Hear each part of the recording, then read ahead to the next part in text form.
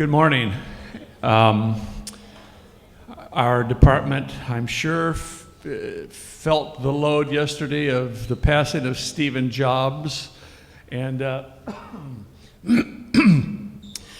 I can't think of another figure apart from Princess Di or Mother Teresa affecting the world so greatly. I know a lot of you had to feel like I did, that you were pretty saddened by that, and you didn't even know him personally. It's just what he had done to impact the world was second to almost none in the last century. So kind of this is a morning of reverence as we think about that and all that he provided for us to be able to make films so much cheaper and quicker and everything he did.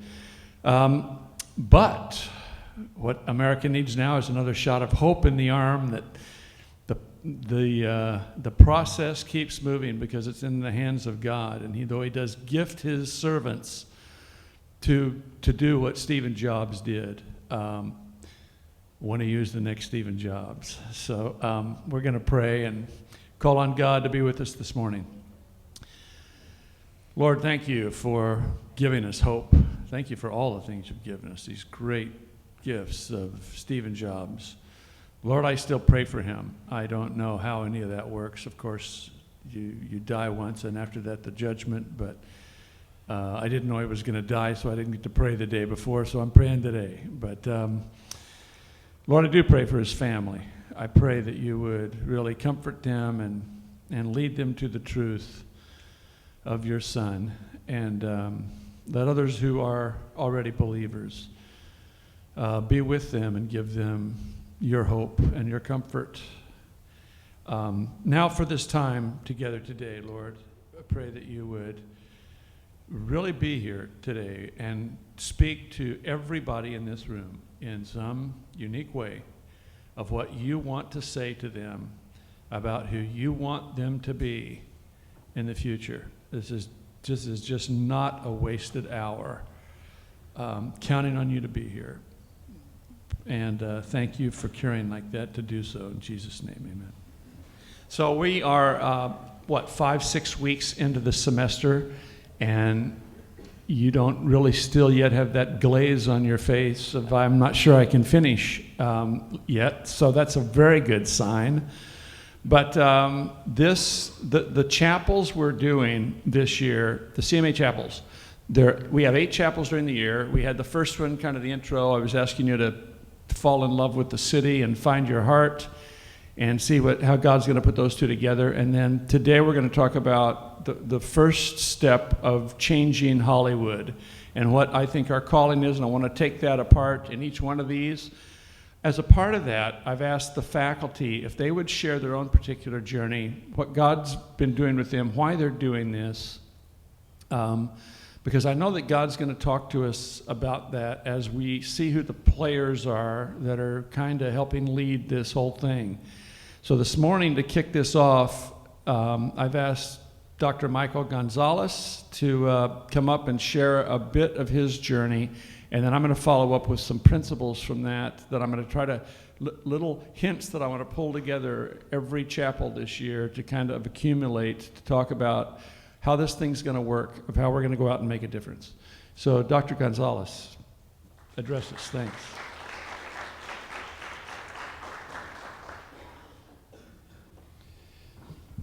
I hope I get chapel credit for speaking today. So, thank you for laughing over there. So. All right, so I'm going to talk a little bit about my journey. And my journey is to fix this microphone first.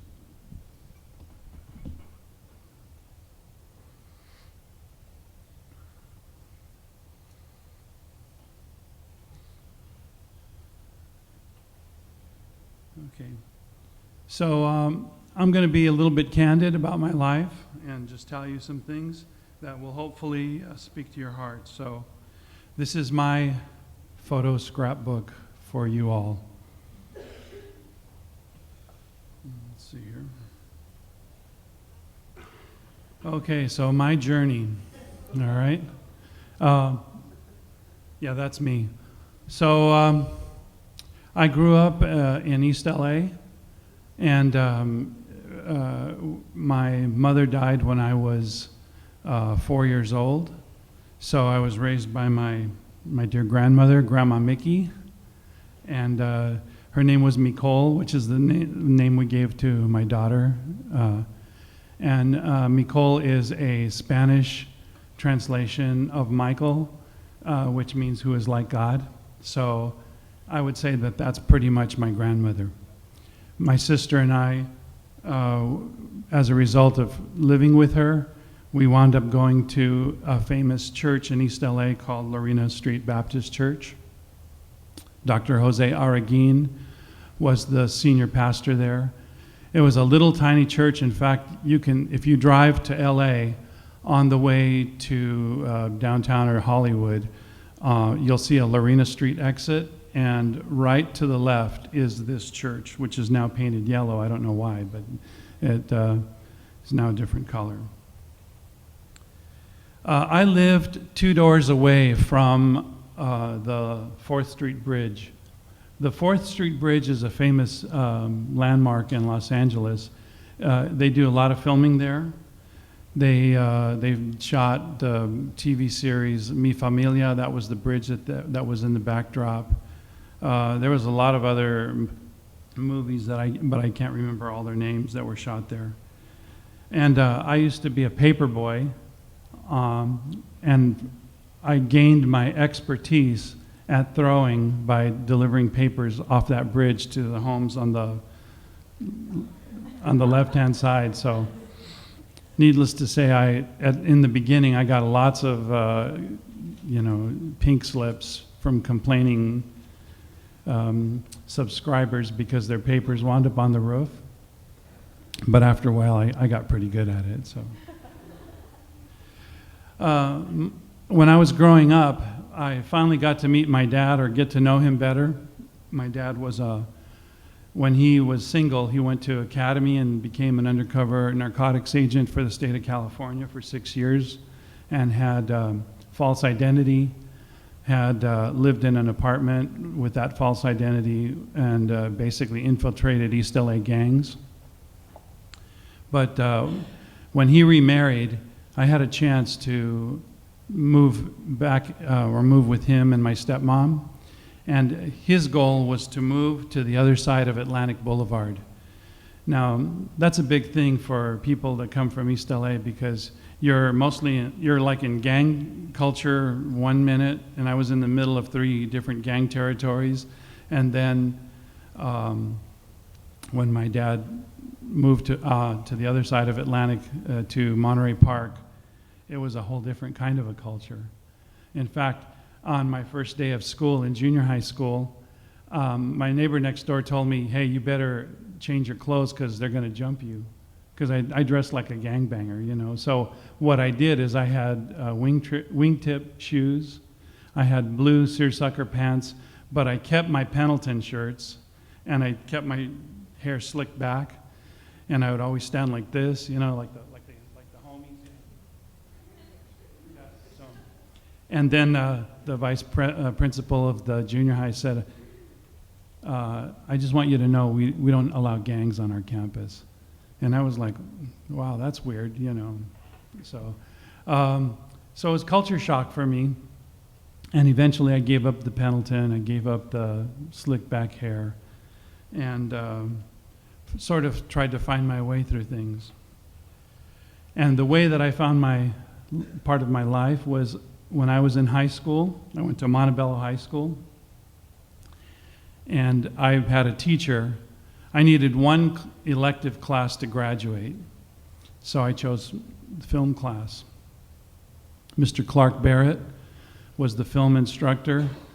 He saw that I had potential. In fact, he would hire me to do film shoots. He'd do little corporate videos and all kinds of educational stuff, and that's where I got the bug. So I graduated from that high school with an interest in film. There I am, off to college. That's a pretty cool looking dude, huh? I wish I could look like that now, but anyhow.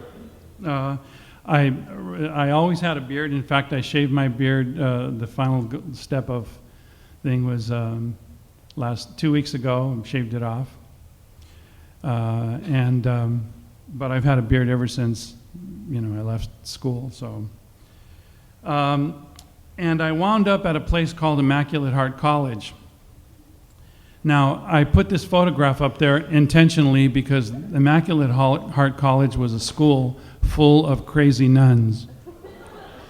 And so crazy that they wrote a letter to the Pope, and this is true today, you'll find it in history books and such. The Order of Immaculate Heart of Mary asked the Pope if they could not wear their habits, if they could allow men in the order, and if they could get married. And the Pope said, no way. So then they disowned their vows to the church, but they stayed a religious order. So they said, well, you can't stop us from going to Catholic Church, so we're just going to keep going. I think part of the reason that they wanted all these things is I think some of them read the Bible. So I think that was one of the inspirations for them. And Immaculate Heart College, the school that I went to, and that's the campus right there, that's the main building, is today AFI. So where the American Film Institute is today, that was my college campus. I know that campus very well.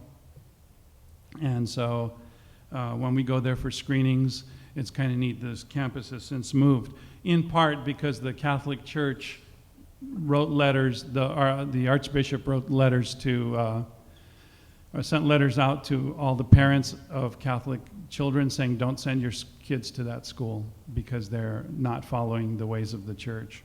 So they moved to a smaller campus. Then when I graduated from college, I went into art direction. My degree was film as art, and I had a double minor in sociology and religion. The guy at the camera is Roy Wagner, ASC cinematographer, who gave me my first break as an art director. Well, actually, my second break as an art director, but my first big break as an art director at a major studio. And if you look right behind that camera, there I am with that beard again, that big hair, way in the back, the fuzzy guy back there. So I just finished, I think I probably finished painting a wall or something like that. And my art direction role was done, and Roy was lining up a shot, and I was pretty much probably just chilling out for a few minutes. Then I went to Loyola Marymount University, got a master's degree there. And this is where the rest of the God story continues. I was looking for work. I found out there was a need for somebody to teach at Loyola Marymount. So I went and for an interview, met with Father Mike Callahan. Father Mike said, I'd love to hire you, but I have a problem. You only have a bachelor's degree, and in order for you to teach here, you need to have a master's. So he said, I'll make a deal with you. If you accept the position, would you be willing to earn a master's by doing it 2 years at night? And I said, no. I said, of course. So I went home and I was like really excited, and 2 years later I got the master's, tuition free, by the way, because I was an employee. So I had the tuition remission. Then I went to USC School of Cinema, now School of Cinematic Arts. I taught for 10 years in the George Lucas building and in the Robert Zemeckis Center for Digital Arts. It was at USC that I met Dean Yamada. He was one of my undergraduate students. And by the way, I should tell you that Dean was an amazing filmmaker. One of the things that really stood out about Dean's work is that he never shied away from being bold about his faith. And the students in that class, I remember, totally respected him as a filmmaker because he was able to do it with integrity. In that class was also Leilani, his then soon-to-be wife, I guess, or not soon, but later to be wife.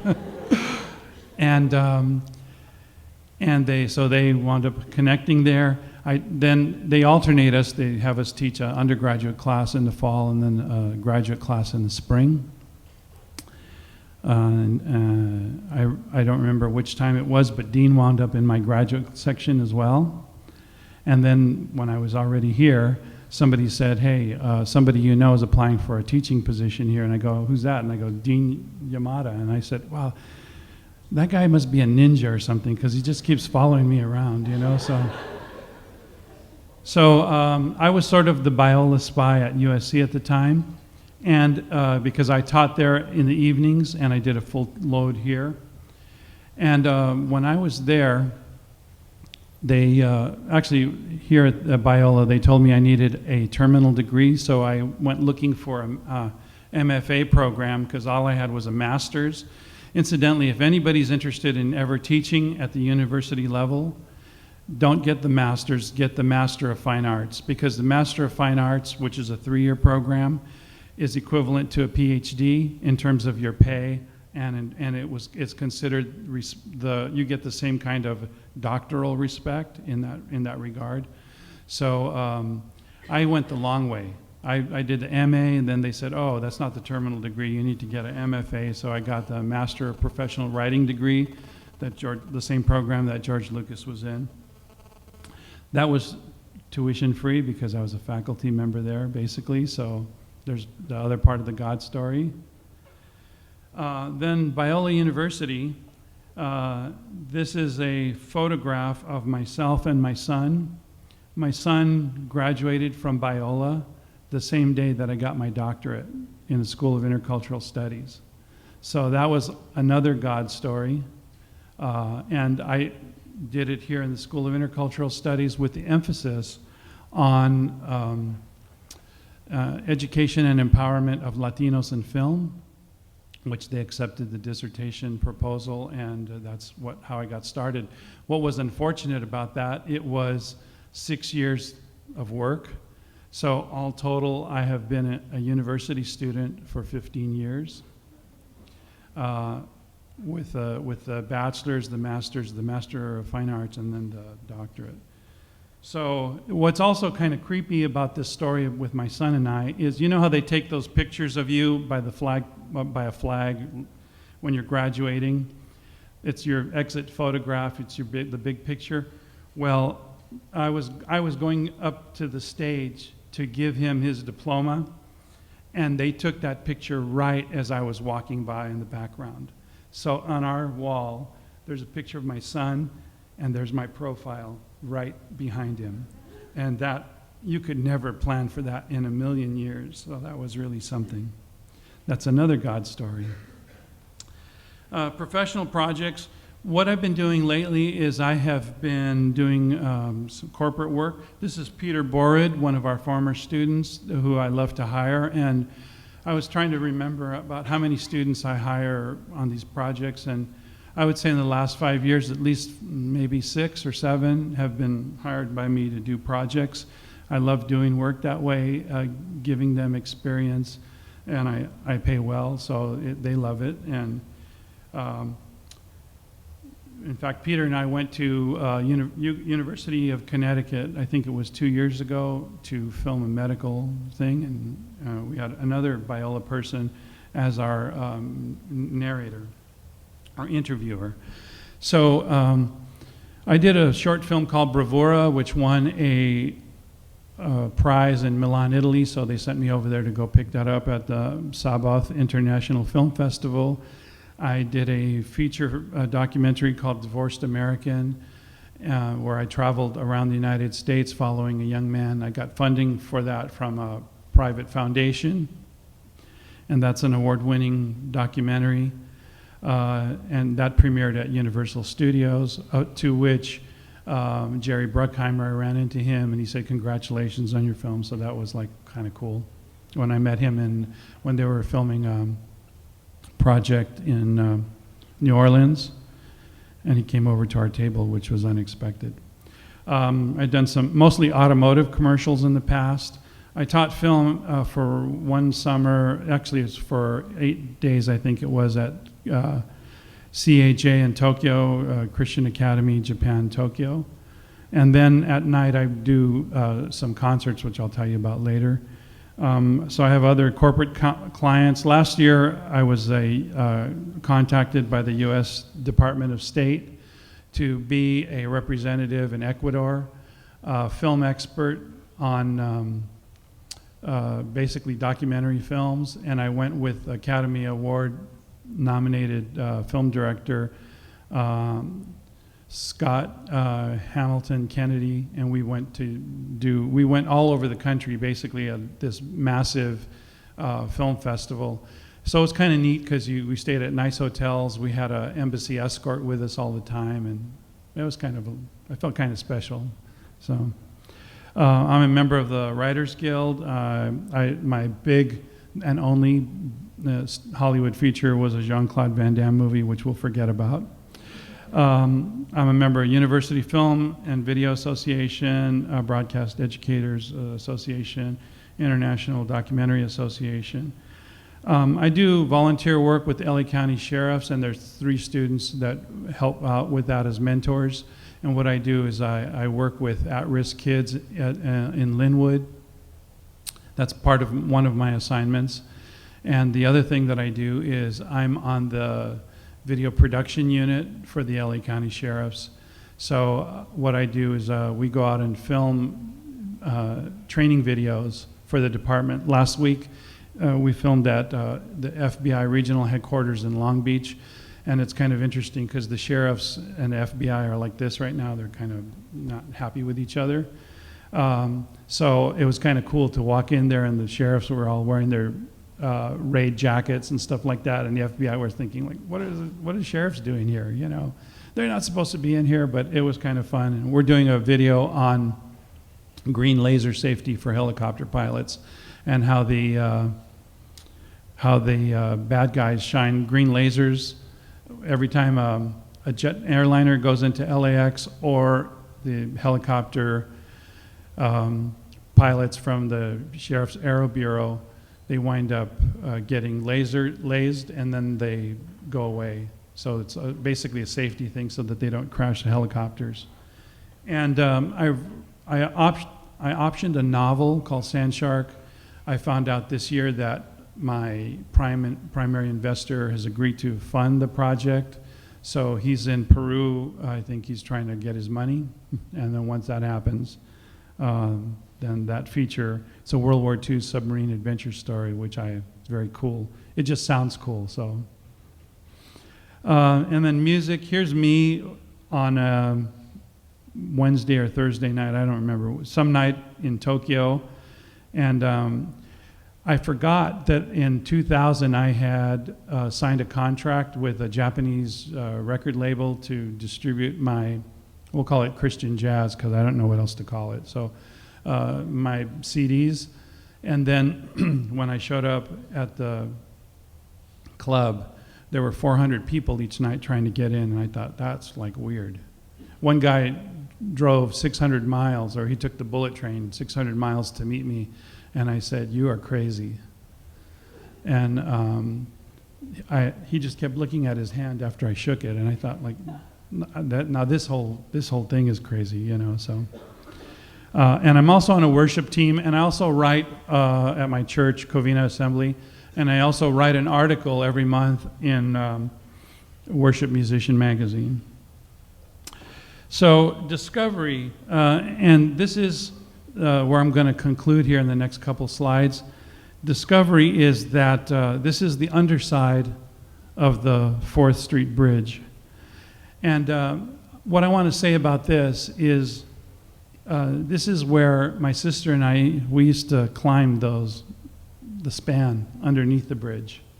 And that was like our playground, which nobody told us it was dangerous. But that's what we used to do. I mean, you can see it's sort of in the middle of a not nice area. But we didn't know any better, and that was our thing. And one of the things that I wish, and I'm going to share this with you now so that you could, now this is what I want you to grab onto. I wish I could go back to those days. I wish I could be a little more, have a more sense of discovery, a more sense of wonder, be a little more of a risk taker. As you get older, you get a little more complacent. You wind up getting complacent in a job. You wind up getting complacent in your route to work. You wind up, already some of you are complacent in, I gotta have my Starbucks, so it's like things start to become more of a routine. And I'm challenging myself, and now I'm challenging you to be risk takers and to go for more of that world of discovery. So these are some of our graduates. Life is about transitions, and the bridge to success in each person's life is still under construction. So I'd say just go for it. Start dreaming dreams. Start going for it. Scripture tells us in Matthew 5:48, "You therefore must be growing into complete maturity of godliness in mind and character, having revealed the height of virtue and integrity." And if I could summarize and say, hey, what would be my dream for you? It would be to do all of that, to go out, to grow into maturity, to dream dreams. Things are not always easy in this world, but the one thing for sure is whatever God has put into your heart, then you need to affirm that. You need to pray about it. You need to go, and I challenge you to go change the world. That's it.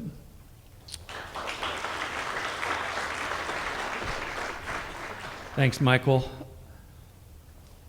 The reason I'm doing this, having the faculty share, is just for this reason, that it's kind of two things. One, we need to start to get the feeling that we're family here.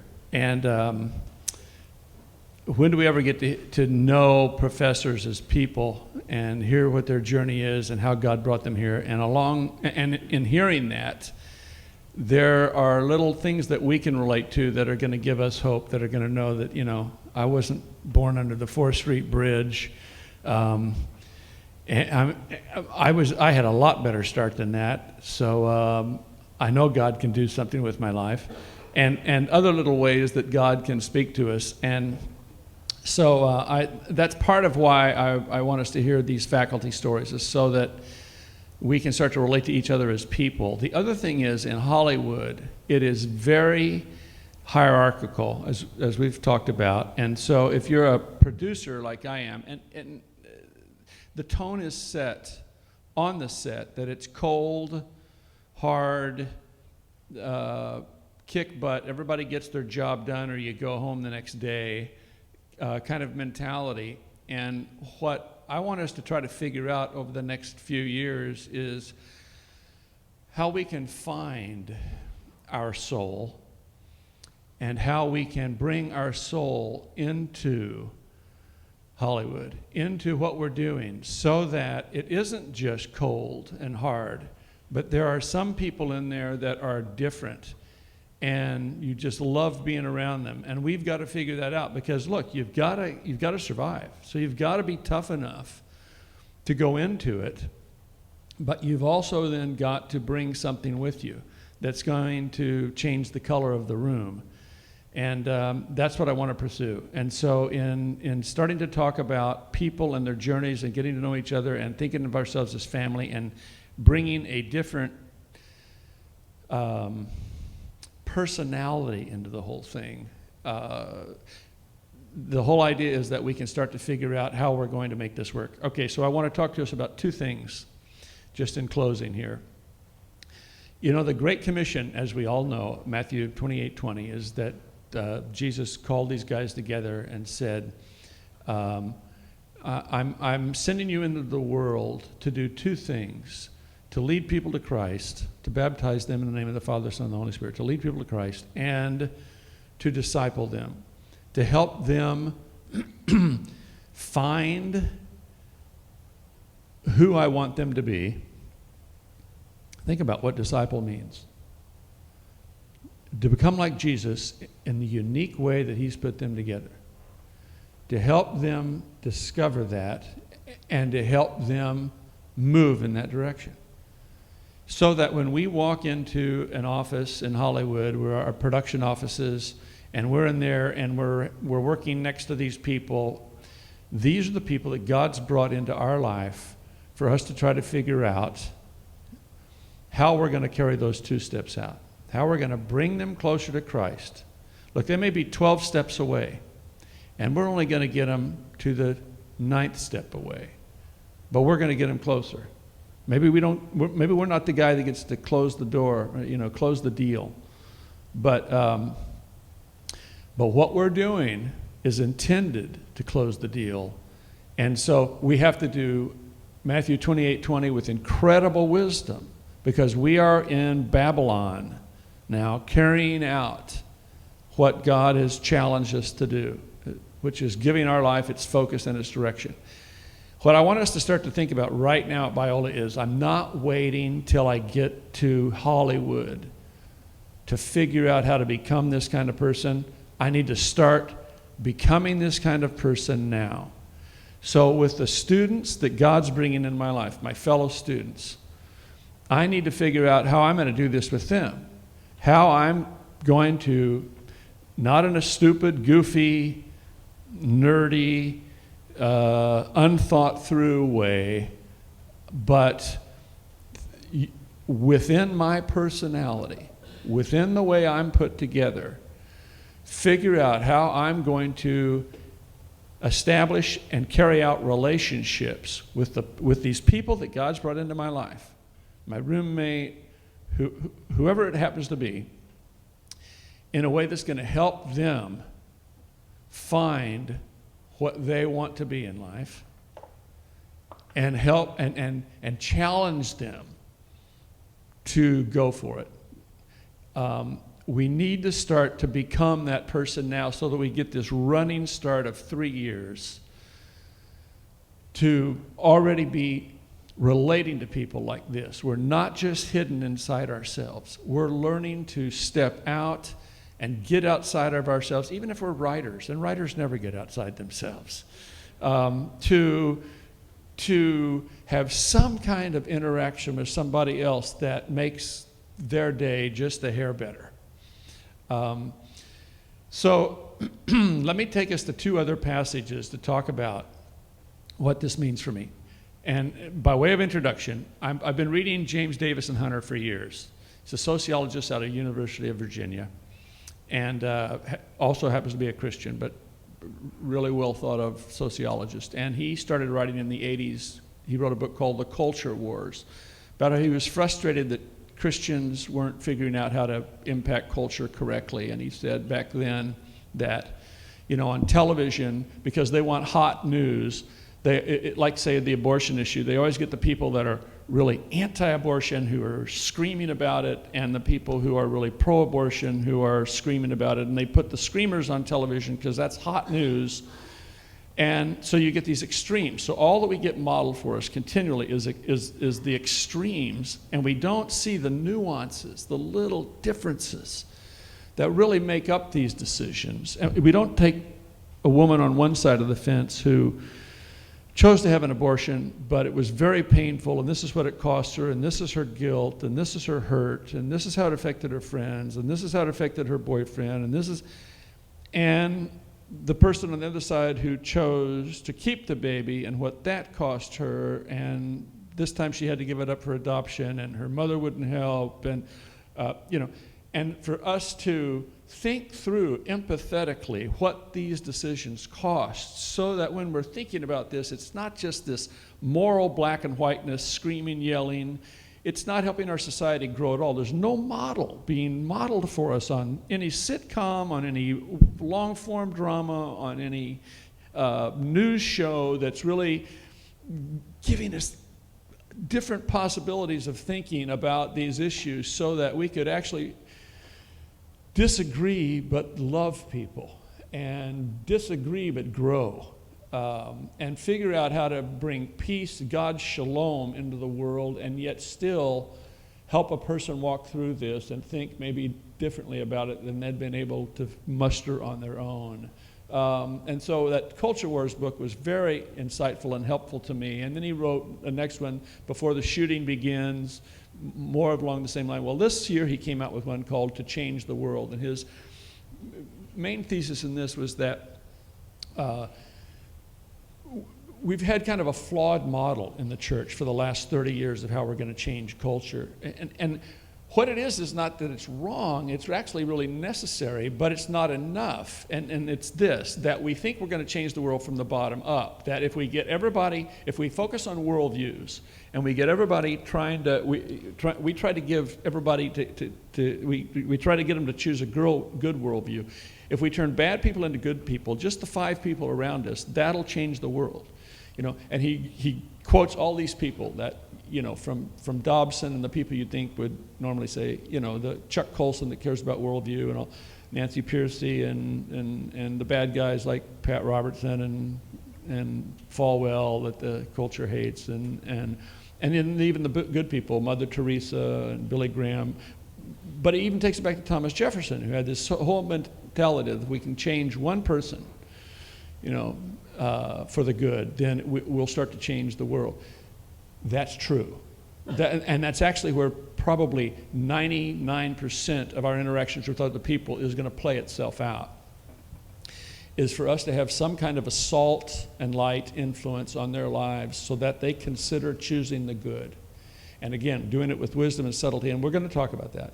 But he said what we haven't considered is that culture is more complex than that, and to change culture, you have to be in the places of power. And there are different avenues, you know, the media, politics, education, etc. Who's writing the textbooks? Who's getting the textbooks accepted? Who's sitting on the school boards and making those decisions? Who, etc. In all the fields. In our field, the power centers are this, as I thought it through. One, it's the big name actors like Pitt and Angelina Jolie who get anything they want. I'll do this film if you let me do this film. I'll do this film, this amount of money, but I want this director. I mean, they get to call the shots. The second one is the agencies. You know, CAA, William Morris Endeavor, etc. I'll give you Brad Pitt for this picture, but you got to take this person. I'll give you Brad Pitt for this, but you got to take this picture and packaging, blah, blah, blah, blah. They have the power, huge power. The third one is the greenlighters, the media moguls, the studio moguls, the power seats at the studios. At Biola, we don't have an actor's track. At this point, we're growing more and more. I've found out in my 3 years here so far that just there's nothing slower than a university in its movement. Counting turtles, it's bureaucratic. What can I say? So if we have a great idea, it may see the light of day in 3-4 years. But I hope to actually even do some more actors things this year. But we don't have an actor's track yet, so we're not preparing Angelinas. But if God's going to make you an Angelina, he's going to make you an Angelina. And you'll actually help us in the process by whatever you discover and are doing in your journey. But we can prepare people and are for the agencies and the studios. So this is my new vision that came this summer. We need to start getting you into places in those locations where you can start to grow up towards the top. And so the ideal thing is an internship that's going to lead into a job. Here's just one simple example. That 2 summers ago, Ellie Papulus, who was one of our brighter producing people at the time, I brought her in as my assistant to make a feature film that summer, and she didn't drop the ball, nothing dropped through the cracks. I thought, okay, she can do it. So I got her an internship last year at Dan Lin Productions, who did Sherlock Holmes with Robert Downey, finishing up Sherlock Holmes 2. They're doing Gangster something right now, shooting that in digital, by the way. Great big movies at Warner Brothers. And they loved her as an intern. They offered her a job. She's Dan Lin's assistant right now. And so she's in charge of the intern program. So Matt Hawksworth, I don't know if Matt's here this morning, who's one of our students, now is an intern there. And Nick Ahern, one of our former graduates, is now an intern at Dan Lin Productions. So the goal is this, that over the next 10 years, we will have 300 people in these places rising up the ladder and staying in touch. Up to now, for me, it's been the undergrad program at Biola is the focus, and it certainly is, but that's not enough. So now we're going to start to get involved in the whole alumni thing, where we keep you really tight with each other, meeting 3-4 times a year, reminding each other what we're out here for, so we don't lose sight. That's the biggest thing. You get into Hollywood and you get lost. You forget why you're there because it's so huge, and it's so it shapes us that we get caught up in it, which we have to do to make it work, but we forget why we're there. And so this whole purpose of the next 10 years is to pull us together, to keep you guys tight after you get out of here, keep in touch, so that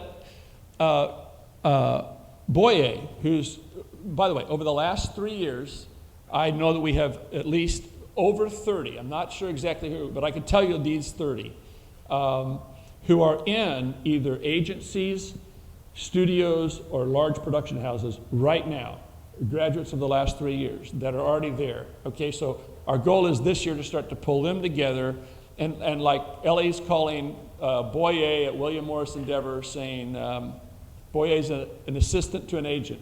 And Boye's already sent us 3 internships, people looking for stuff, so that he finds out about this, and he immediately contacts Stacy and says, we need blah, blah, blah. He gets Peggy, and then we try to find somebody for this. And Stacy, or Ellie will call Boye saying, I'm looking for this kind of, do you know somebody? And, staying in touch like this, so that we're gradually getting more and more Biola people in this thing. And really, in the next 10 to 20 years, if we get our group of 300, we actually have a chance of starting to make a change in culture. So that's the new plan for me. And I want to share it with you now because I want you to start to buy into it now. And the reason I picked 300 was out of the book of Judges. Do you remember when Gideon was going to fight the Midianites who were surrounding him, and they said there were so many people they couldn't count the turkeys. They couldn't count the camels. They couldn't count the turkeys either. But the army was so big, and so this is when he throws out the fleece, because he's so scared, he's so full of fear, and God meets him at that level and comes through and shows him, yes, I'm in this and all that, but he says, okay, take your army and go to this spring, the spring of Hebron, and the spring is, the word for the spring there is trembling, so it was named after this event.